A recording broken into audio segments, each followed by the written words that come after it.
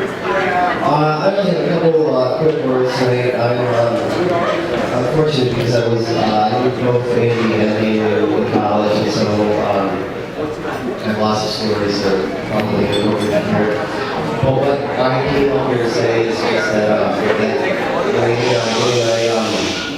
we played soccer together, graduated together, we were in the same fraternity, and we were good friends and continued that friendship through the college and afterwards, and we're all alike. That's a good thing. And Dana, I knew well, not so well, but well enough to know that you're a wonderful person and caring and energetic and energetic.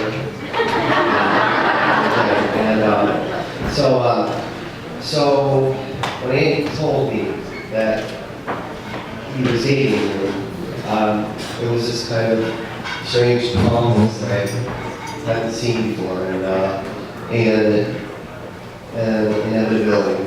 And here we are tonight, and I'm just honored to be a part of the wedding and a part of both of your lives, and I hope we can continue that for a long time. So here is to a very successful, very long-lived marriage and friendship for everybody.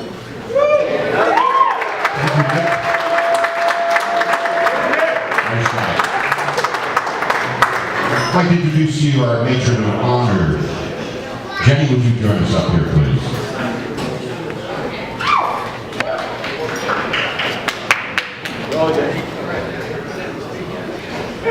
I'm supposed to get nice and close to this thing. That's right. Hopefully that's working.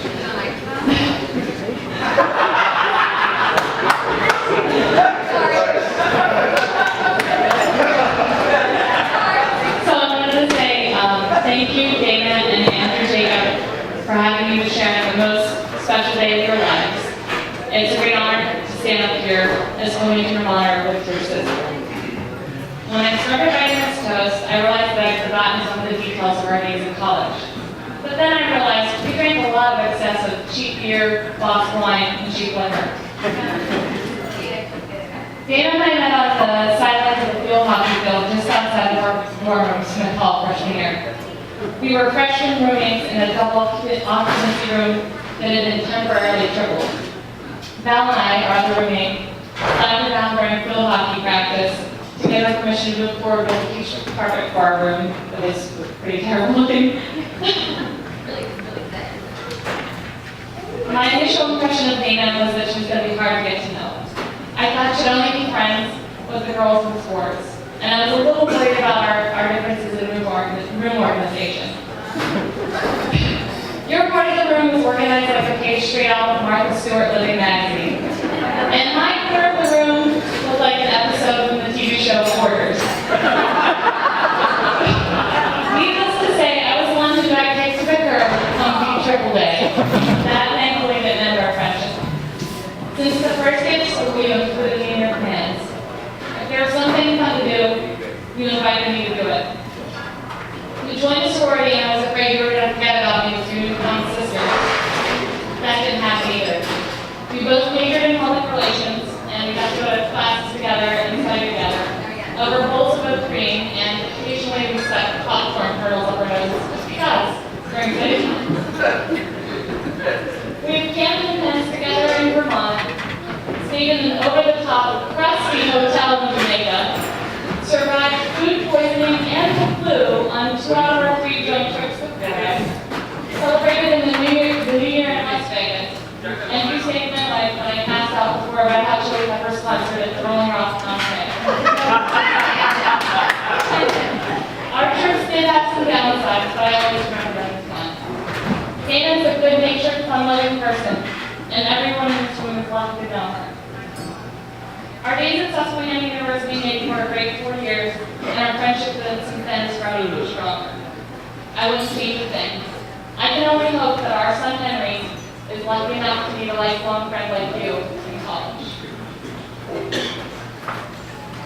I'm really not surprised at all that you ended up with Andy. Sorry, English. Although the saying opposites attract definitely does not apply to you as a couple. You're very much alike. For a graduation gift, you gave me a book entitled Girlfriends, a record book about us. And in that book, you had to write down your type of man. You wrote that he would be shorter, dark hair, blue green eyes, outdoorsy, built, fun, and smart. Okay, so you didn't write smart, but you were smart. Now on to the story of writing for today and Sister Karen. Nancy was the kind of girl who would tell you if you had something in your teeth or you had a mismatched socks. A few years ago, we were shopping in an anthropology store in New York City around the holidays.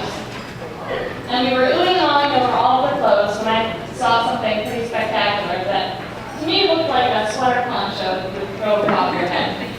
I put it on, I was debating buying it, and Dana couldn't run up to me fast enough, and she told me that I had put a tree skirt over my head. So take it off, because that was not the answer that I wear. So with that, I want to present you with something that you could wear after the wedding because it's cold outside. And don't worry, and this is something you could also use later this year. Please raise your glasses. Today and Andrew Jacob, may your friendship and each other last a lifetime. Cheers.